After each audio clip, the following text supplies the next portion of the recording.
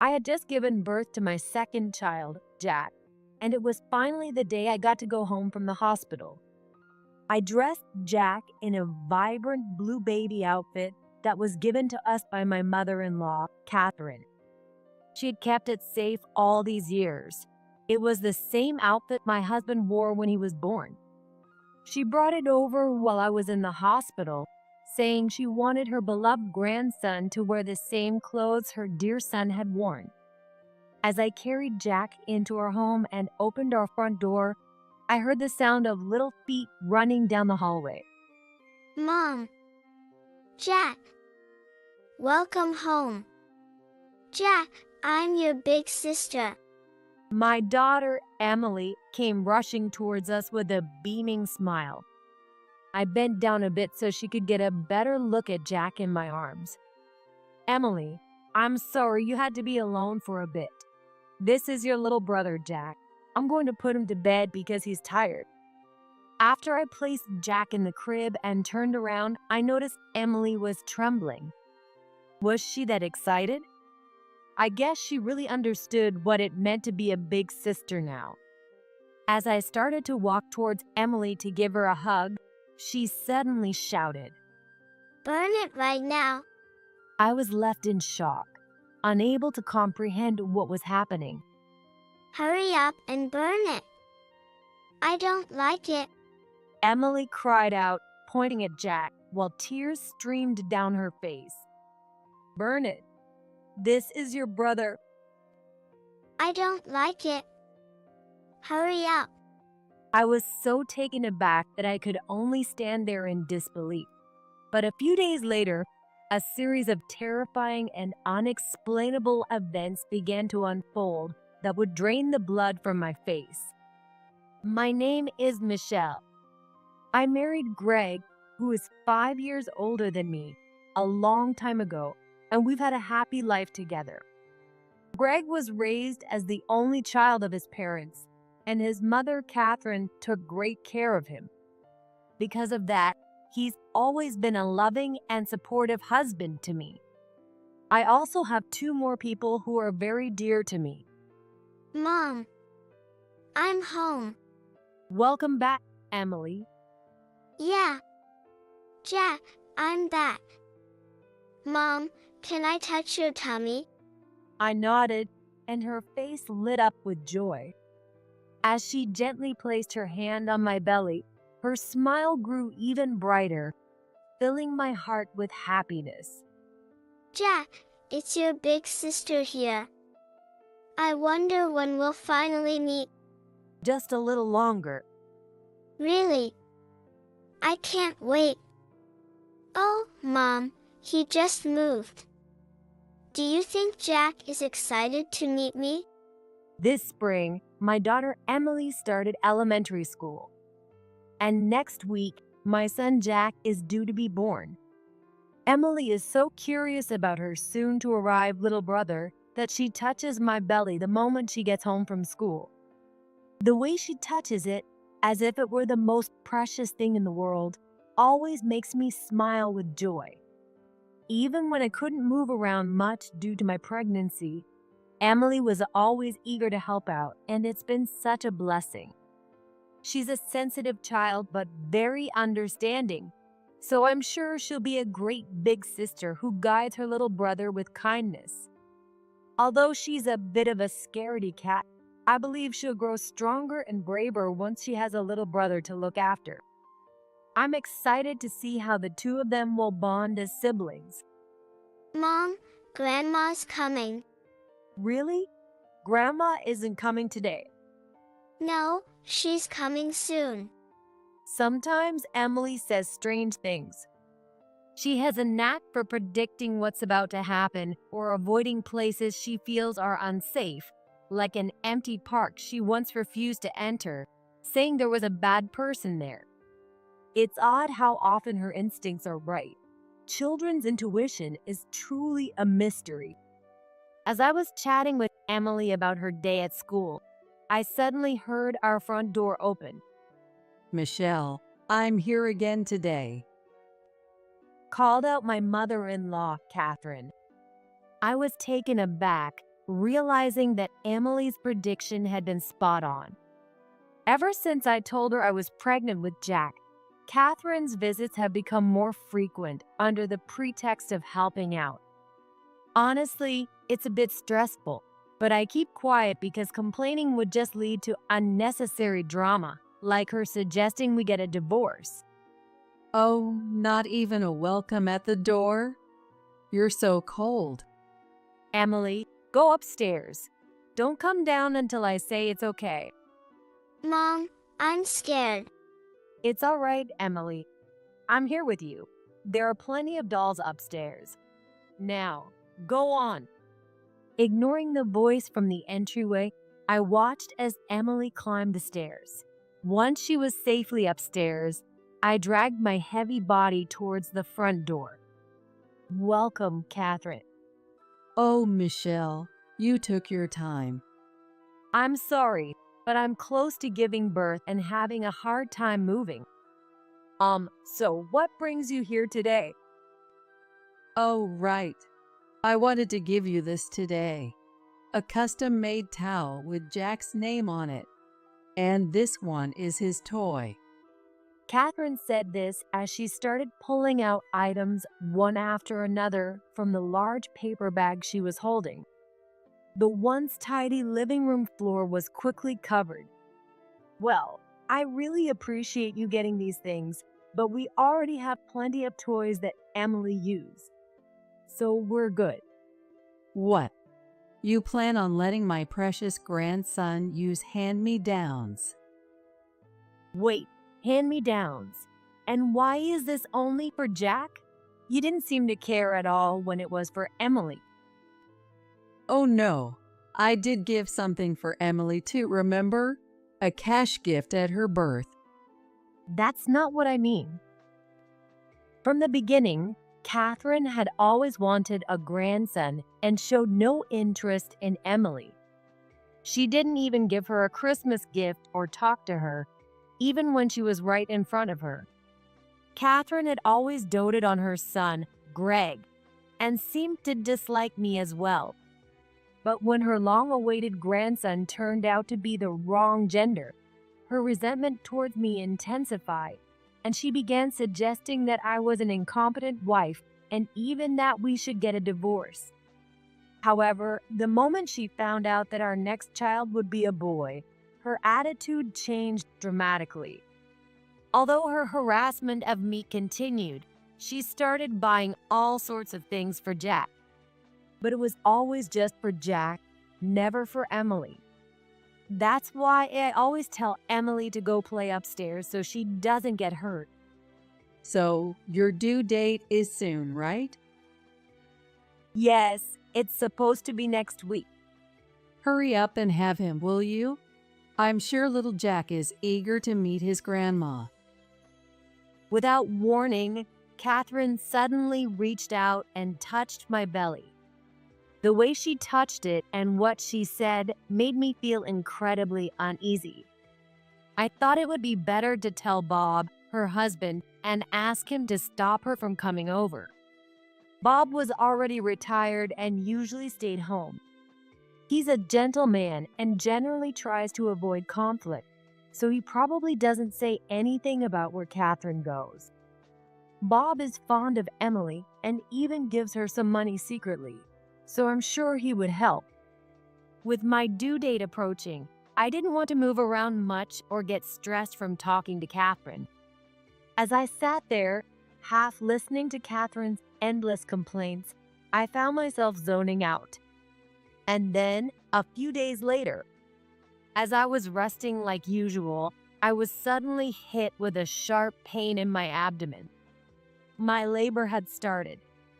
I couldn't help but let out a small groan, and Emily immediately rushed over, worried. Mom, are you okay? I reassured her by patting her head and then quickly called my mom. Soon after, Greg, who had taken time off work in anticipation of the birth, took me straight to the hospital. Since this was my second child, there was no panic, and I safely delivered the baby. A few hours later, I was holding that tiny life in my arms. Hello, Jack. It's Mommy. Nice to meet you. It's Daddy. You'll get to meet your big sister soon. Newborn Jack was crying energetically in my arms. I gently stroked his small body, silently wishing that he would walk a happy path in life from here on out. A few days passed, and my body had mostly recovered when Catherine and Bob came to visit. Oh, Jack, how adorable. Our first grandson. Catherine exclaimed loudly as soon as she entered, immediately reaching over to stroke the head of the sleeping Jack beside me. Catherine, I'm sorry. I know you're excited, but he just fell asleep, so if you could be careful not to wake him. That's right. Congratulations, Michelle, on the birth. Are you feeling okay? Yes, I'm feeling great, especially since this is my second time. Oh, Bob, please don't compare this birth with Emily's. Jack is the heir of our family. That's not a nice thing to say. Sorry, Michelle. It's okay. I'm used to it. I felt a twinge of irritation at Catherine's belittling remark about Emily, but seeing Bob's apologetic expression, I held back my anger. Greg also gave a wry smile. Michelle, taking care of a newborn by yourself must be tough. Don't you think it would be easier if we all lived together? I'm not by myself. I help out with the housework and childcare, so there's no need to worry, Mom. But Besides, if we moved in, you'd just end up making Michelle do all the work instead of helping, right? I wouldn't do that. Right, Michelle? Well, yes. I could never say, "It's always like this," out loud. This wasn't the first time Catherine had suggested we live together. Every time I made a mistake, she would express her doubts about me as a wife, but Greg, knowing about her treatment of me, had always refused. Yet, she never gave up, constantly making the same suggestion, though our stance on the matter never changed. I couldn't stand the idea of living together, enduring her constant snide remarks towards both me and Emily every day. Oh, right. You came to give us something today, didn't you? That's right. I almost forgot. I wanted to give you this. Suddenly remembering, thanks to Bob's reminder, Catherine hastily pulled something out of the paper bag she was holding. It was a blue baby dress. The color was bright, but the design made it clear that it was quite old. This is the outfit I dressed Greg in when he was born. I really want little Jack to wear it too. Oh, I think I've seen it in my picture before. I can't believe you kept it all this time. Of course. It was a gift for my precious Greg. I made sure to keep it safe. But is it okay to give something like that away? Of course, he's my precious grandson. I couldn't help but feel a little resentment toward Catherine, remembering how nothing was prepared when I had Emily. But the baby dress was in perfect condition, clearly showing how much care went into preserving it. She must have raised Greg with pure love. Feeling that, I decided to accept the baby dress. Make sure you dress him in this when you leave the hospital. You have to, okay? Oh yes, I understand. Thank you. I was a bit puzzled by Catherine's mysterious insistence, but I decided to go along with it to avoid any trouble. Once I agreed, she nodded with satisfaction and left. Here's something for little Emily. In a hurry, Bob placed some snacks on the table and went after Catherine. They're like a whirlwind. I'm sorry about that, Michelle. My parents can be a bit much. No, it's okay. I was just surprised. I didn't know Catherine was the type to keep things like that. My mom's kept all my clothes and even my awards, even though I've told her she could throw them away. I've known Greg for a long time, but this was the first time I'd heard the story. It's heartwarming to think of parents who cherish their children's keepsakes like that. I'll make sure to keep Emily and Jack's things too. One day, when they start their own families, I want to pass these memories on to them. Until then, I'll pour all my love into them. I don't want to become the kind of parent who can't let go. Well, I should head home now. Emily must be missing me. I'll give her these snacks. Just a little longer until you're discharged, so take it easy, okay? With that, Greg left the hospital room. Talking with people is really fun, but it does tire me out a bit after giving birth. Looking down at Jack, who was still asleep in my arms, I felt a renewed sense of happiness and slowly closed my eyes. On the day of discharge, just as Catherine had asked, I dressed Jack in the baby dress she had given us before leaving the hospital. When we got home, I opened the front door and immediately heard the sound of little feet running down the hallway. Mom. Jack. Welcome back. Jack, I'm your big sister. Emily came rushing over with a big smile. I leaned forward a bit to make it easier for her to see Jack in my arms, and she suddenly stopped in her tracks. Emily, I'm sorry we made you feel lonely. This is your little brother, Jack. As soon as I said that, Emily started trembling. Was she so happy that she was shaking? She must be really feeling what it means to be a big sister now. I took her hand, gently guiding it towards Jack, but Emily pulled her hand away and screamed. Burn it right now. I stood there stunned, not understanding what had just happened. Emily pointed at Jack and started crying. Hurry up and burn it. I don't like it. Burn it, but this is your little brother. Not Jack. That dress. I don't like it. It seemed that she was upset about the blue baby dress Jack was wearing. Greg quickly patted Emily on the back to calm her down and changed Jack into regular baby clothes. But Emily still wouldn't calm down. She kept her distance from the dress, trembling in fear, and begged us to burn it. Why do you want to burn it so badly? This is a special dress that Grandma gave us. Because Jack will be taken away. Tears streaming down her face, Emily cried out, refusing to be consoled. Taken away? By who? For what? My mind was spinning with confusion.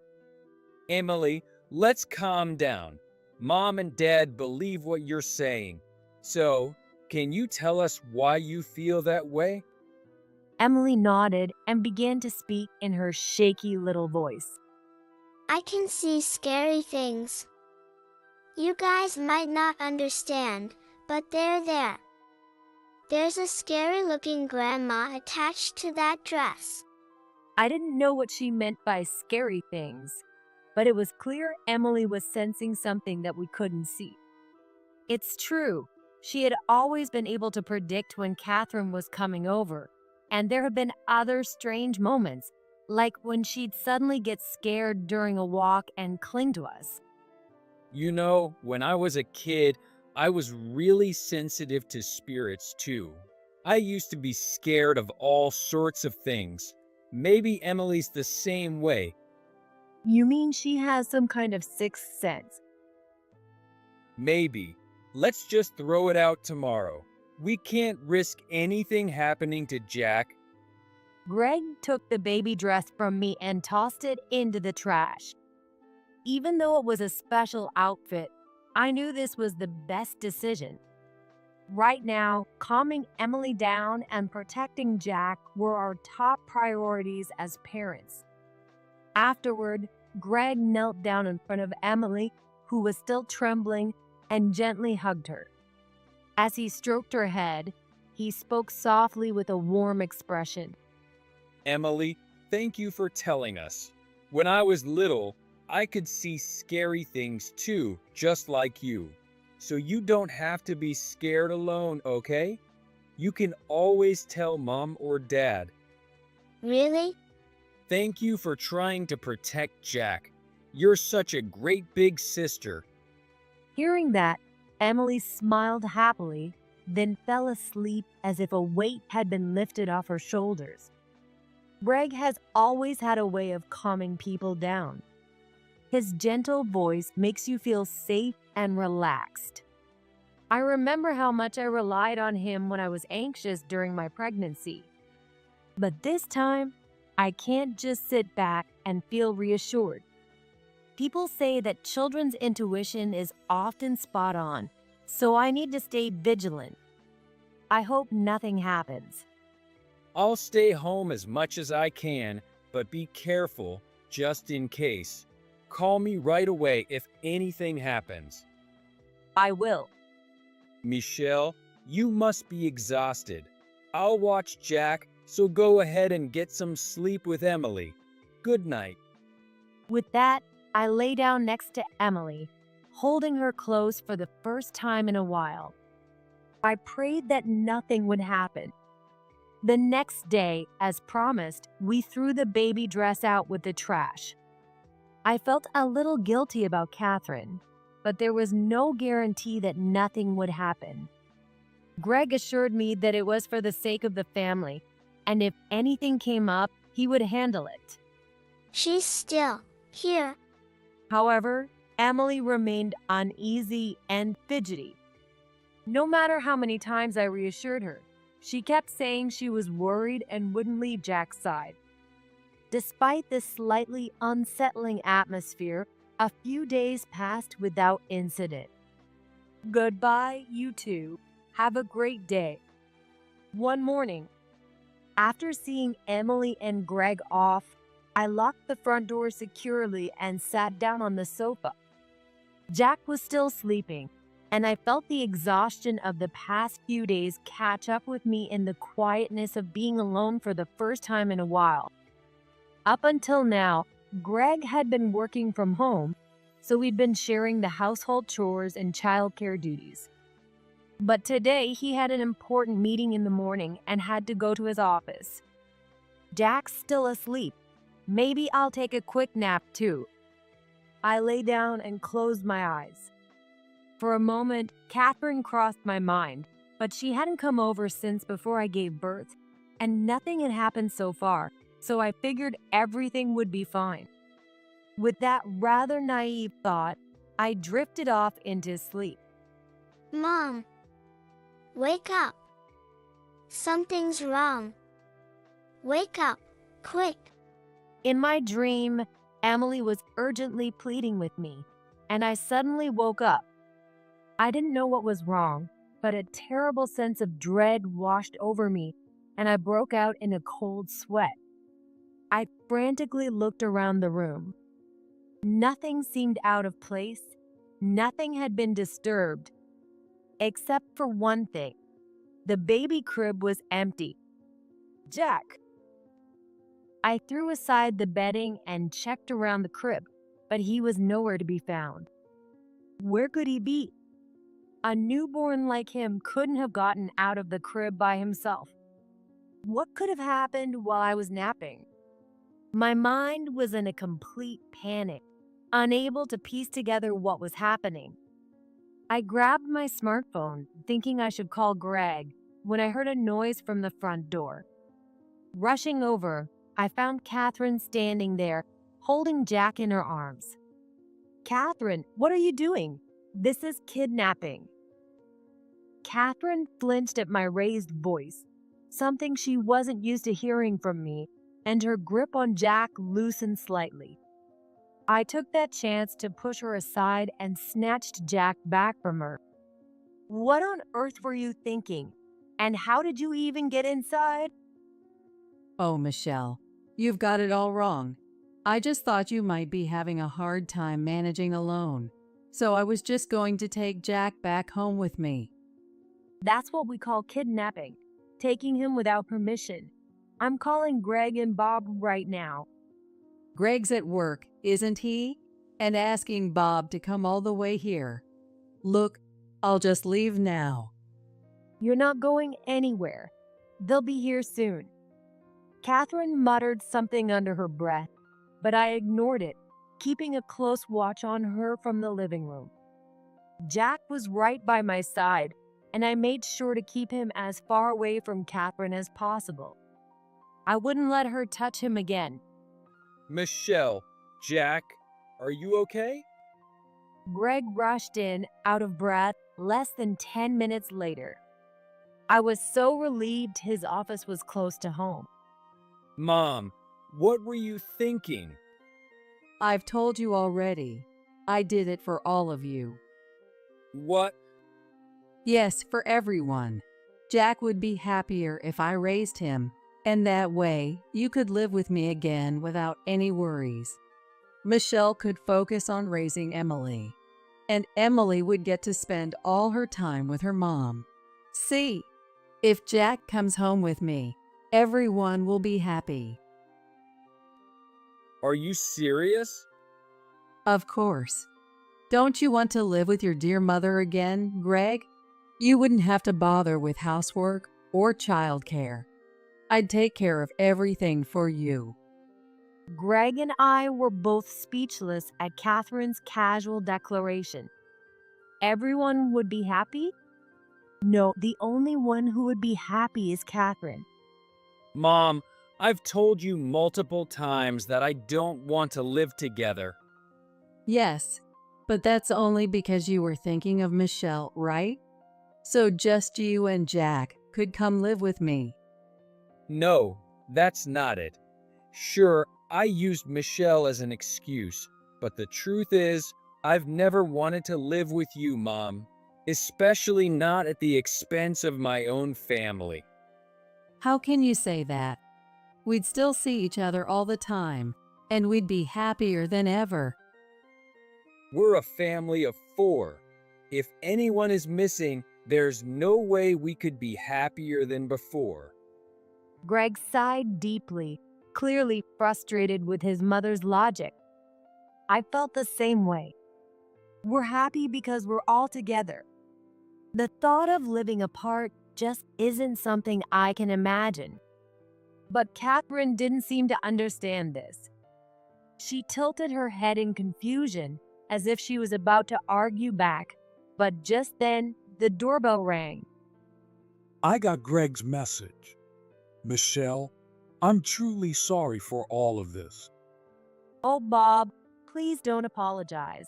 You haven't done anything wrong. As soon as Bob entered the living room, he immediately apologized to me. His face made my heart ache. Bob hadn't done anything wrong. No, this is my fault. I've spoiled Catherine for too long. I should have stopped her before it became a problem for you. What do you mean? Ever since you got home from the hospital, Catherine has been leaving the house every day. I got suspicious and followed her. She was hiding out in your yard, waiting. I was so shocked I couldn't speak. She was practically stalking us. At first, I thought she was just keeping an eye on Michelle, knowing things would be harder with a second child. But I never imagined she would try to take Jack. Don't make it sound so bad. If Jack comes to live with us, Greg will come back too. You were lonely without him, weren't you? Yes, I was lonely. But Greg found his own happiness, and it's not our place to take that away. Don't you understand that? It was rare for Bob to apply such pressure, given his usually mild-mannered nature. It made me realize just how much this family had cherished Greg as he grew up. Because of that, Catherine couldn't bear the thought of life without him, and she resented me for taking him away. In essence, she was unable to let go of her child. That's likely why she came up with this plan to take Jack, thinking she could have her beloved grandson and bring her son back home at the same time. I know that years from now, when Emily and Jack grow up and leave home, I'll likely feel the same loneliness. I'll want to keep them close, to have them stay my little children forever. But that's just my selfish desire. It's not what they would want, and as adults, we have to understand and accept that. By the way, Catherine, how did you get into the house? I'm pretty sure I locked the door. I finally asked the question that had been nagging at me. Catherine averted her eyes, looking a bit uncomfortable, but then she responded with a surprising bluntness. I made a spare key. I thought it would be useful in case something happened to Greg or Jack. You did what? Of course I did. I need to protect my son. Protect. What you're doing is nothing but harassment and illegal trespassing. How dare you? I'm only thinking of Greg's well-being. The moment the word harassment was mentioned, Catherine's demeanor suddenly changed, as if a switch had been flipped. Someone as unreliable as Michelle could never make Greg happy. That's why I have to protect him. So that's why you've been harassing Michelle. Exactly. Michelle's always getting sick, almost every month. Greg would be so much happier living with his mom than with such a weak wife. Wait, how do you even know about that, Mom? The heated argument came to an abrupt halt. The tense atmosphere that had been building suddenly turned cold. A sense of dread washed over me. Catherine had been coming to the house on days when it was just me, when Emily and Greg weren't home. She would come while I was sleeping. Even if she had been lingering in the yard, watching the house, how could she have known the perfect moment to enter when all the windows and curtains were closed? Unless I got a really good camera. I thought it would be the perfect time to use it. What the hell, Mom? That's a crime. Did you really think I'd be happy about this? I was just worried about you, Greg. This isn't concern. It's meddling. Enough is enough. my worst fears were confirmed, and I started trembling uncontrollably. I realized I'd been watched this whole time. The terror drained the blood from my face, and my vision darkened. Greg gently rubbed my back, trying to comfort me. I won't forgive anyone who hurts my family. Don't ever come near us again. Please, Greg, don't say that. Greg, you're my pride and joy. But now, you need to protect your own family. Don't worry about us. Thank you. I promise, I'll make sure she never bothers your family again. Move. Do whatever you need to do. We'll cover the costs. Yeah, please. Greg agreed with Bob's suggestion. Finally, we wouldn't have to live in fear anymore. Greg, after all I've done to raise you, are you really going to abandon your own parents like this? You ungrateful child. You're a disgrace to the family. Come back home. The disgrace here is you, Catherine. You couldn't let go of your son, and now you're trying to control your grandson too. Do you even realize what you've done? Bob's voice boomed as he reprimanded Catherine. Her sudden shift in attitude was shocking, but what surprised me more was seeing Bob, usually so calm, get so angry. Greg isn't a child anymore. Know your place. Catherine's shoulders slumped as Bob led her away. She walked out of the house, defeated. The storm had finally passed. Just then, a loud cry echoed through the house. "Oh, it's time to feed Jack. I'm coming, sweetie." For mothers, there's no such thing as a break. But in a way, that's where happiness lies. Thanks to Bob's support, we successfully moved to a new home. The kids quickly adapted and are growing up strong and happy. I meet with Bob occasionally, without Catherine knowing, and he's always amazed at how fast grandchildren are growing. As for Catherine, she's apparently living a lonely life now, her appearance almost ghost-like after being cut off from her beloved son and grandson. She's apologized to us countless times, but I'm the one who feels grateful. If it weren't for Bob standing up to her and keeping an eye on things, we wouldn't have the peace we have today. Mom, I'm home. Hi, Jack. Welcome back. How was school? It was fun. But I ran all the way because I couldn't wait to see Jack. Make sure you don't hurt yourself. Go wash your hands. Okay, Since that incident, Emily seems to have become less fearful. Perhaps because her sensitivity to spirits has weakened, or maybe because she's embraced her role as a big sister. Whatever the reason, her courage that day is why we have the life we do now. I'm so thankful for her. Suddenly, I felt a soft little hand grasping my fingers. blah. Wait, Jack, did you just say something? Emily, come here. Jack just spoke. Yes, being a mom keeps me busy. But one day, this busy time will come to an end. When that day comes, I don't want to feel lonely or have any regrets. I'm going to cherish these moments and raise my children with all the love I have. Gently, I squeeze that tiny hand in mine.